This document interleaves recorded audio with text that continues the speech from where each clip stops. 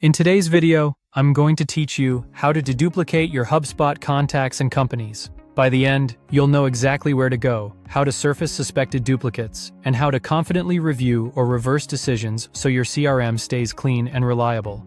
Start from your HubSpot home. From here, open the main navigation and head into the CRM section. Then choose Contacts to see your contacts index page. This is where you manage the full list, and it's the best place to kick off a deduplication session because you can act in bulk and keep context. On the Contacts table, look for the More Actions menu at the top of the page. Open it to access advanced tools. Now select Manage Duplicates. Click this button to reveal additional options for managing your contacts in bulk. You'll land in HubSpot's data quality area, focused on duplicates. This menu centralizes tools that find and fix issues like suspected duplicate contacts and companies, so you can review, merge, or dismiss items without leaving this workspace. In the Duplicates view, open the Action menu on the page. This is where you can take action on the duplicates HubSpot has identified for you.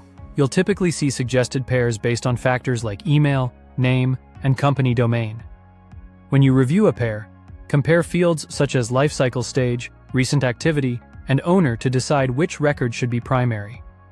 The primary record keeps the final values and timeline, while the other record's data is merged in. Next, choose Review Rejected Pairs to revisit items you or your team previously dismissed. Panel lists dismissed matches for reconsideration, filtering, and quick restoration. This is helpful if a dismissal was accidental, or if new information confirms the pair is truly a duplicate.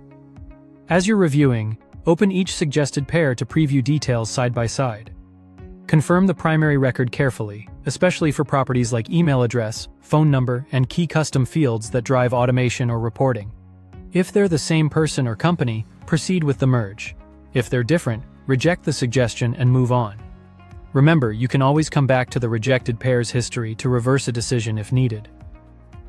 A few quick tips as you work. Filter to recent activity to handle high-impact duplicates first. Communicate with record owners before merging high-value contacts. And review your company duplicates as part of the same workflow to keep associations accurate. That's it. Your HubSpot is cleaner, your reporting is more trustworthy, and your team can work faster with confidence. If this helped, give it a like and subscribe for more.